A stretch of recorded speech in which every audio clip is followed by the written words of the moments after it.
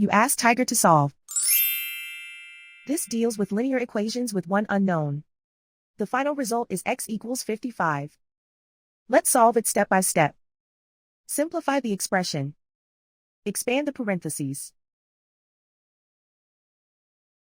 Simplify the arithmetic. Group all constants on the right side of the equation. Subtract 16 from both sides. Simplify the arithmetic.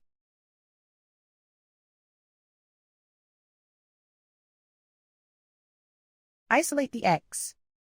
Divide both sides by 2. Simplify the fraction. Find the greatest common factor of the numerator and denominator. Factor out and cancel the greatest common factor. And so the final result is x equals 55.